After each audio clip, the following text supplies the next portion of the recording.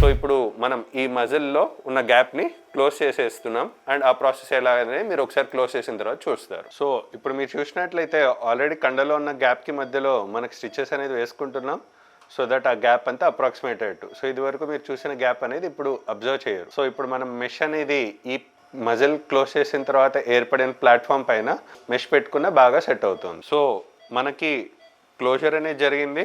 So ఒకసారి మీరు చూడగలరు. సో ఇది వరకు ఉన్న గ్యాప్ అనేది మనకు మజిల్లో కనపడదు, గమనించవచ్చు మీరు. సో ఆ గ్యాప్ అనేది లేకుండా కంప్లీట్లీ లోపల మజిల్కి స్టిచెస్ వేసి క్లోజ్ చేయడం జరిగింది.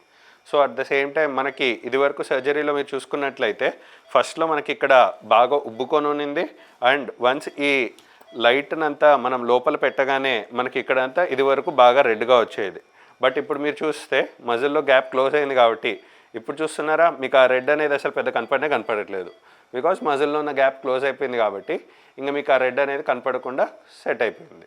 సో ఇప్పుడు ఏం చేస్తాం, ఫైనల్ స్టెప్ ఆఫ్ సర్జరీ ఏంటి అంటే మెష్ అనేది పెట్టేసుకొని ఈ వీకెండ్ అయిపోయిన మజిల్ని మనం స్ట్రెంగ్తెన్ చేసేలా మెష్ చేసేసుకుంటే దట్ కంప్లీట్స్ ద సర్జరీ.